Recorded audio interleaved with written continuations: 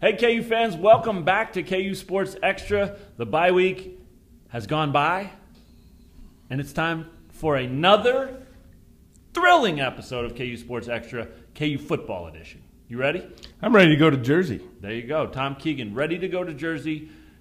Top 3 reasons you're ready to go to Jersey. Quickly, go. I'm going to sumo wrestle Governor Christie. 1. Number 2, I want to see how in disarray Rutgers football is. 2. And number 3, I want to see my oldest son, John.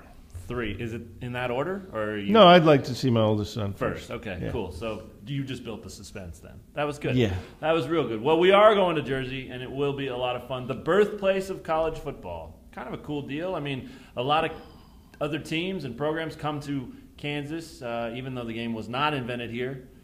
It is Allen Fieldhouse. It is where Naismith coached. A lot of people take historic significance in that when they make trips here. It'd be kind of cool to check that out, much like it was last year to check out Duke and Shesheskyville when we went down there for a football game. And luckily the basketball venue was open and we got something out of that. Yeah, it was cool. It was a really intimate arena and a lot smaller than you would think watching on TV. Yeah, it was really cool. So maybe it won't be quite as cool at Rutgers, but it will have some historical significance, and definitely looking forward to seeing that. And seeing a game, it's always fun no matter what happens. It's 0-0 when we get there, and you never know what's going to happen. Boy, that sounds pretty pessimistic. That's the good news, actually. Let's jump right into it. No, the good news really is the fact that Kansas got an off week to really examine its issues, and there are plenty of them. The first 2 weeks really some faults and some shortcomings and things like that jumped out all over the place, offense, defense. And this group had an off week to just dive into what those problems were. They didn't have to focus on, technique, fundamentals, anything like that within the framework of preparing for an opponent. They were able to just really dive in and look at those things. Whether they got them fixed or not remains to be seen, but the coaches seem pretty encouraged by the fact that they were able to work on some things. But I mean, I don't think they seem encouraged by thinking you can fix anything. Oh, I don't think they think anything's fixed. Yeah. But I think small signs. Clint Bowen, defensive coordinator, gave a perfect example. He said there is improvement. We're seeing it every day. You guys aren't getting to write about it because it doesn't show up in games, but we see it every day. A kid like Tyrone Miller, the cornerback, who a true freshman still. He said if he closes on an out route without turning his head back to the quarterback, that's improvement, and we'll take that. So they're really looking at the smallest things right now, and they had a whole week to do that, and it sounds like everybody worked hard, yada, yada. You've heard the story. But at least they had that week, and I think David Beatty said it came at the perfect time. So we'll see if it pays off at all this week or in the future. Bad news? Well, they did a lot of quarterback accuracy drills, and the bad news is that nothing that happens in those drills when the quarterback can't get hurried or can't get tackled, nothing applies to the game. You can't judge a quarterback in practice. We've seen that over and over and over again. Right.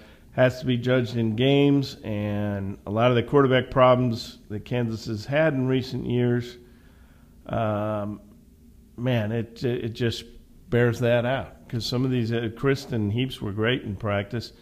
Cozart isn't as accurate in practice as those guys were. Because he's just not an accurate passer, and the mechanical flaws he has.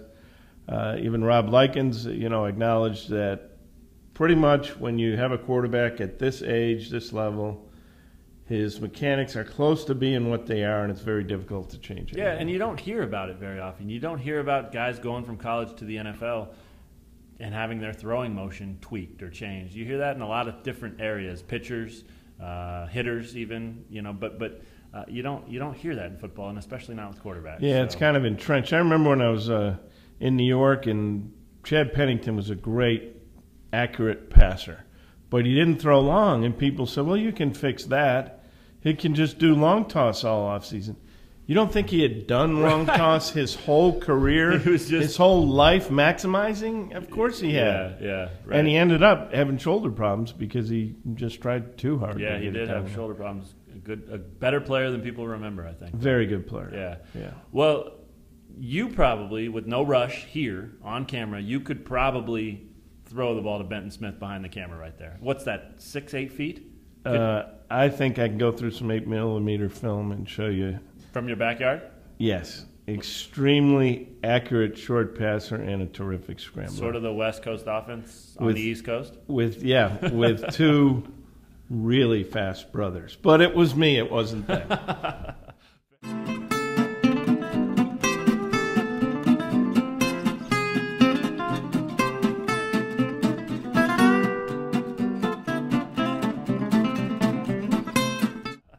Fair enough. All right, well, let's dive into KU Rutgers. Rutgers is a double-digit favorite, just like everybody else is going to be the rest of the year. It sounds to me like Rutgers is a lot like South Dakota State in the sense that they're going to run the football and just try to blow you off the line of scrimmage and smash your face in and just get yards that way. That's going to set up the play-action pass. Bowen said that's what they love to do. The quarterback who David Beatty really, really likes, he's the kind of guy that's not going to beat you just throwing the ball all over the place. But if they can establish the run, that play-action pass can be deadly, and this Kansas defense has its hands full. Well, they haven't been able to stop the run, and you look at how small they are, and you understand why that's been the case. No doubt. On defense, Rutgers has a couple of pass rushers that everyone, all these coaches we talked to said can really impact the game and could change the game. And then the one thing that I thought was really interesting was how much David Beatty really emphasized how excited he is about the special teams battle. KU's special teams has been pretty good overall. You wrote a good column about the two kickers, Mr. Perfect, Mr. and Mr. Perfect. Yeah. They've been good in that sense. They've been good in covering kicks. Excuse me, couldn't get that out. They've been good at, punting. I mean, really. I think Gary Hyman should take a bow. Yeah. It seems to me that he's had a terrific, without even intending to, he's had a terrific rookie season as a full-time coach. Think Usain Bolt, because that's how quickly he moves, and takes the football and gets the next play off, and in special teams. Think Usain Bolt combined with Kramer from Seinfeld, because he very much has the Kramer loosey-goosey Gumby limbs. Hey, let that off and let's get ready to ride! Let's go! But man, those players like playing for him. They take great pride in their special teams. Yeah, so that's another battle that should be interesting. Rutgers very good on special teams as well. Another quality return man in the kicking game. So, if this game's close at all, which it won't be, but if it is, that's what it'll come down to. I disagree with you there. I think it could be close. Well, that perfectly segues into prediction time. Brought to you by Checkers, just like they're sponsoring our football picks contest at KUsports.com. If you haven't jumped in there yet, it's still not too late. It's only a couple weeks in, and you could probably pass some people. So log on to KUsports.com/football picks and join the Checkers football contest. Give us your KU Rutgers pick. I can't remember what it was in the Checkers pick contest, but it was something along the lines of Rutgers 28, Kansas 24, maybe 31-24. Yeah. And that is a competitive game. For sure. Yeah, why? Why? Because Kansas had 2 weeks, as you pointed out. Okay. Rutgers only had 1. Rutgers had 6 players dismissed recently. They're playing with a substitute teacher. The head coach is on a 3-game suspension because he contacted a professor. And you're not supposed to do that, obviously. And don't do that, kids. But so I don't think Kansas will win, but I think it's possible they can make a game out of it. Now the 6 players, you need more than subtracting 6 players for Kansas to be at their level. I mean, the players they have left over are a lot better than the Kansas players, but maybe the disarray, the distractions, and playing for a substitute teacher will give Kansas a shot. It's almost like I'm trying to talk myself into this. It's possible. I was doing the depth charts and going over those like I do every week, and Rutgers, they just have a huge offensive line again. And you mentioned KU's lack of size on defense. I just until the defense shows they can stop someone, I think we have to keep expecting huge point totals from the opposition. And, I think KU's got a chance to score, but not a ton. And when they get behind, it really changes what they want to do. So I've got Rutgers 42-24. This is a team that scored 3 points against Penn State. Now, Kansas is not Penn State, and in some ways that's a great thing. Right. But, I mean...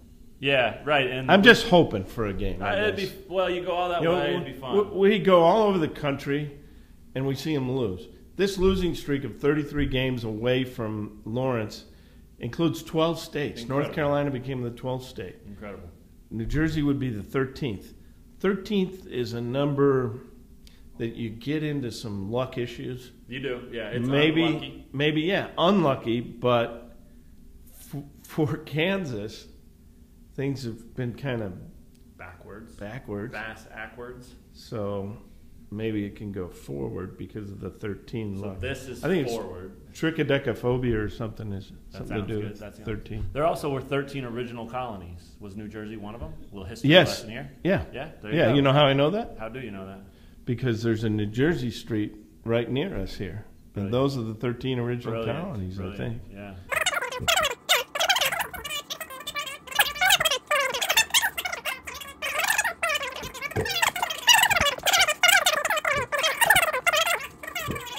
But all right, let's move on. Primetime pick. Who's going to play well to make this a football game that's competitive?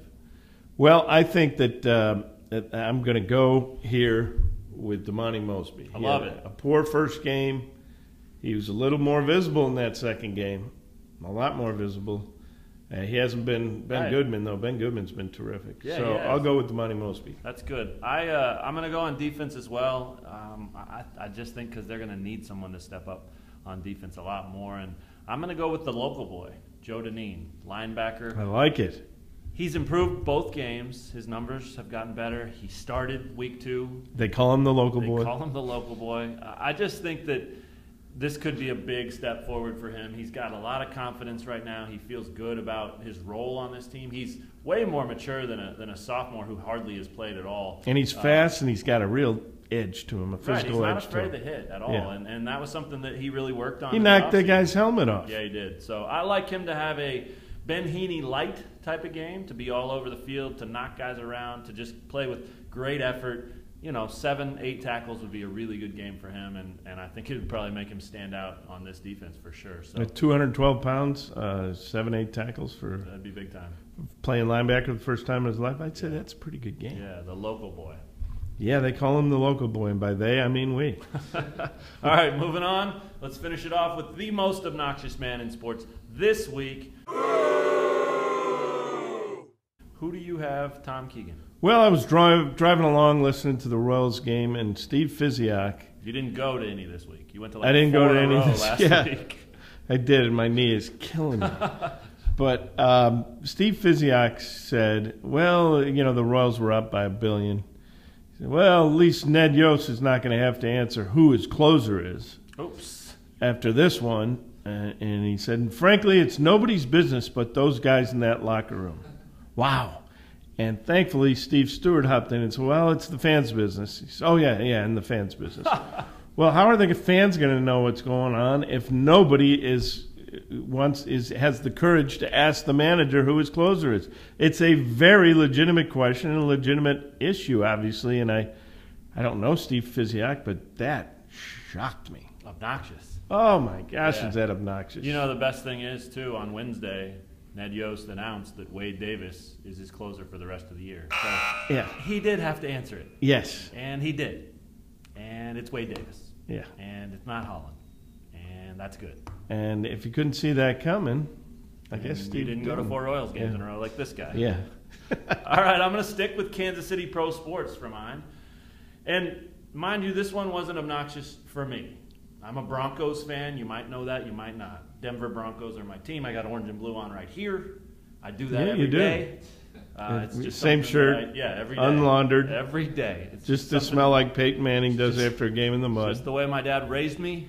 He's a great man. But so it wasn't obnoxious for me, but I do think Andy Reid deserves a tip of the cap for being obnoxious this week, just for the way he mishandled the whole game. I mean, his calls were curious. His time management was very curious, and specifically at the end of the first half, they're up 14-7. They get the ball to start the second half. They had really controlled the entire game. There's no reason to give Denver any life or any hope, and he did by having Alex Smith throw the football inside a minute. Aqib Talib, a former Jayhawk, one of 2 former Jayhawks in that game to pick up interceptions. Yeah, Chris Harris's was a pretty big one. Yeah, they were both huge. I mean, Talib's was an incredible individual play. I mean, right. The guy, as we saw 1,000 times here, made just an incredible read, jumped the route, made an incredible catch, and set up Denver's touchdown to tie the game at halftime. Two really smart football players. No doubt. Harris is fluttered and kind of fell into his hands, but then he made like a beast and returned it for as many yards as he could possibly get. He looked like a crazy man. He looked a little like Gary Hyman trying to return that interception. But either way, I think Andy Reid came under some scrutiny for just how he handled that game. And even at the end, people are thinking maybe he should have taken a knee instead of giving it to Charles, who fumbled and lost the game, as you guys probably know. But I'm not so upset with that one at the end, but it just seemed like a little bit obnoxious, especially for a game where everyone was saying, the Chiefs have the edge here because Andy Reid's going to outcoach Gary Kubiak. It didn't happen. I picked the Broncos for no reason other than it just seems karma's going to give the game to the Broncos. Yeah. Karma did. So did Jamal Charles, and so did Andy Reid. And so did Chris Harris, and so did Aqib Talib. Yep. And Clint Kubiak, Gary Kubiak's son, was on the sideline watching the game, watching his father coach. That had to be really cool. I think that would be so much fun. I think it'd be stressful. Do you? I mean, it'd be cool, absolutely, but it'd also be stressful. Just worried. Yeah, because Well, it'd be weird, right? Because especially now that Clint himself is a football coach, Yeah.